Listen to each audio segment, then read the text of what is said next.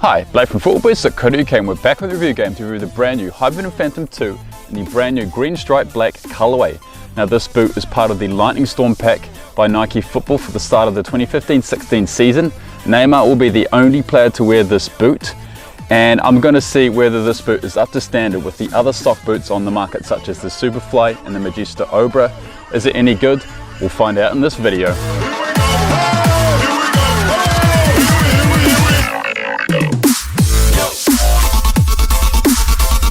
So like the first generation, the Phantom II is designed for the attack-minded player, the player that beats defenders with pace and agile, and the player who wins the golden boot every season.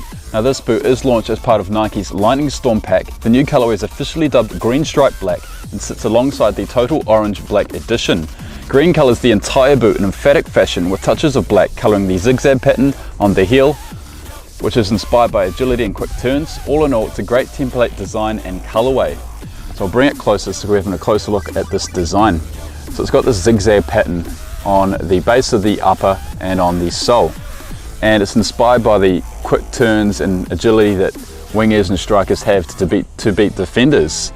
And the sole uses that zigzag pattern, but as you may not be aware, the pattern will actually fade off over time. It's just printed on top of the sole plate. It will fade off. That's something to know about these new boots.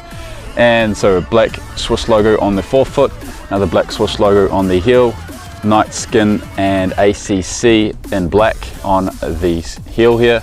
Dynamic fit collar, a bit of black on the top. Sock liner has that same sort of zigzag pattern. Overall, I'm a big fan of this green stripe black colorway. I was a big fan of the Total Orange Black colorway too, of the Lightning Storm pack, and this one is just a brilliant colorway.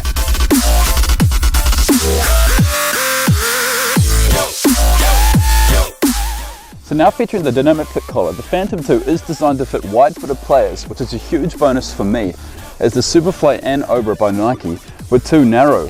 Sizing wise, I've gone true to size in my 10.5 UK, and it's a touch too long, so you could potentially go half a size smaller than your true size. So I'm a 10.5 UK, I could go 10 UK.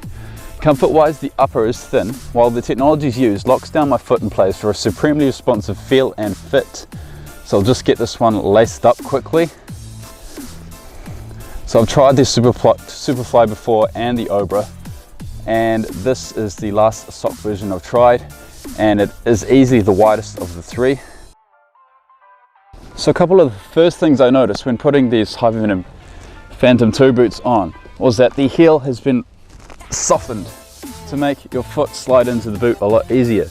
So the heel region around where your Achilles is has been softened just so it's easier just to get your heel inside the boot. I remember putting the Superfly and the Obra on, it was very difficult, it was very stiff in that region, it was almost impossible to get your feet in the boot.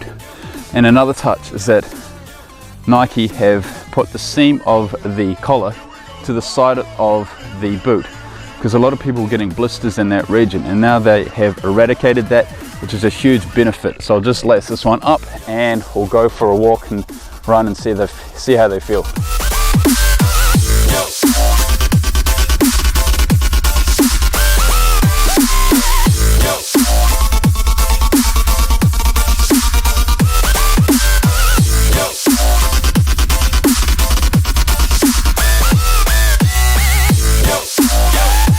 So in terms of breaking these boots in, Nike have given the Hypervenom Phantom II a much more flexible sole plate, so it's going to be a lot easier to break the sole in. However, the NikeSkin upper is much stiffer, so you'll take that extra 1 or 2 breaking sessions to really break in the upper, as well as the dynamic fit collar, which is very stiff at the start and it's very hard to get your foot in the boot at the start right out of the box. But overall, like any synthetic boot, it will loosen up and be good over time.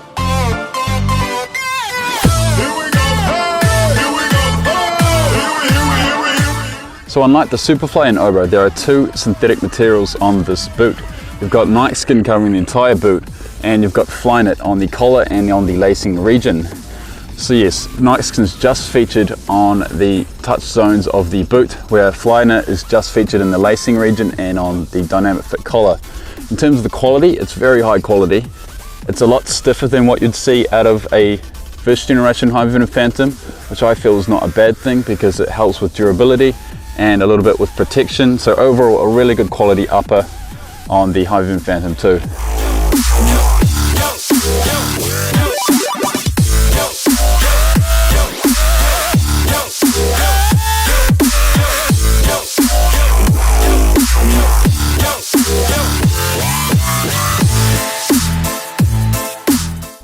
The dynamic fit collar, as I mentioned before, and flywire cables are the new features to the Phantom II. These two features, along with the NikeSkin upper, make this boot the most responsive of Nike's current collection. When your foot goes into the boot, you can really feel the immediate lockdown effect, and a secure experience is guaranteed.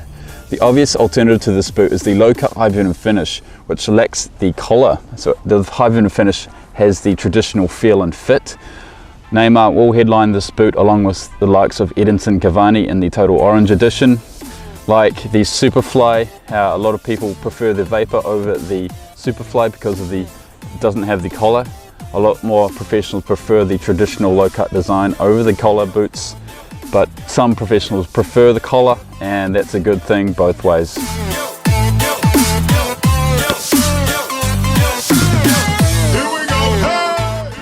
Applied to the upper are flex screws to make the upper slightly more flexible, and will provide a touch of friction between the boot and the ball.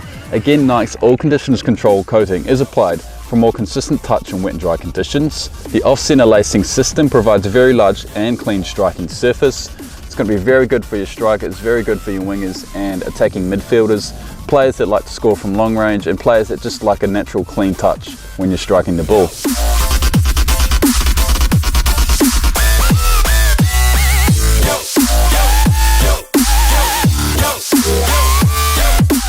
Using the same nylon chassis split toe template, the material of the sole plate is made to be more flexible for better ease of movement. The soft ground version replaces the conical studs with deeper metal studs for better penetration on soft ground surfaces. All in all, the sole plate is one of the highest quality materials on the market. It will just get the job done pretty good.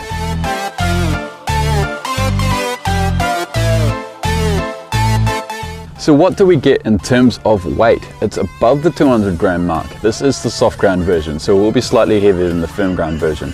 So it's above that 200 gram mark. So it's certainly not a speed boot, but it's certainly not a heavy leather boot. It's in between, maybe 230 grams, depending on the size you have. And it's sort of almost the perfect weight for the attacking player that wants a bit of protection and comfort in their game.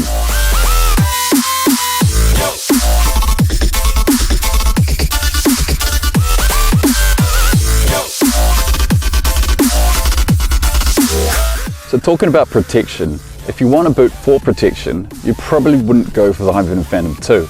It's certainly got a lightweight construction and makeup. The upper is thin, but it's not overly thin like the Superfly, so it will provide a bit more protection than that boot. But in terms of protection on top of your foot on the vulnerable area on the laces, you're not going to get any protection. It's very thin on top, so two heel studs on that, soft ground studs especially, all hurt a lot. So in terms of protection, if you're all about protection and you're a tough tackling defender, I would not recommend this boot. If I was going to recommend a boot by Nike for defenders, the Tiempo Legend is always a good one, or the Magista Opus, something like that. So durability wise, this is the main talking point and the main advantage over the previous generation of Hypervenom Phantom. Now it has a much stiffer and much more higher quality NikeSkin upper, and that means the sole won't separate with the upper, and you're going to have a boot which will last you a lot longer than one season. Some first generation Hypervenom Phantoms broke within 10 games, which isn't good enough for a Nike product. But in terms of overall product, very high quality materials, FlyKnit's very high quality, NikeSkin very high quality, flywire, the sole nylon chassis, metal studs. It's a very, very high quality product, and it should last you longer than the first generation Hypervenom Phantom.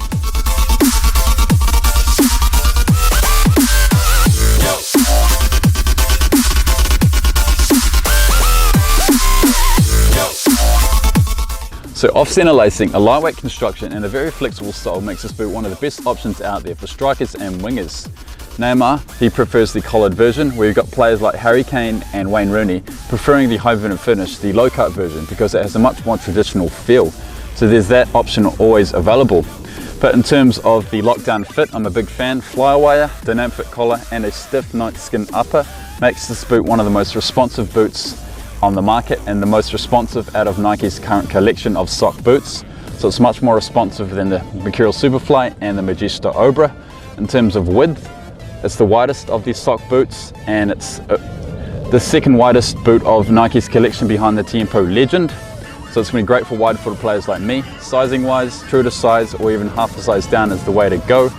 And in terms of overall performance, I'm a big fan. The fragmented texture makes this boot have a bit more friction on top of the upper, which is always good for a bit more of a consistent touch. And ACC does the job in all weather conditions. So I'm a big fan of this boot. A 9 out of 10 rating would be sufficient for the Hypervenom Phantom II. So thanks for watching our Hypervenom Phantom II review. We've also got our channel trailer on our YouTube channel now, so check that out if you have not seen that already. And if you have any questions, feel free to comment below. Thanks for watching, and as always, we'll see you next time.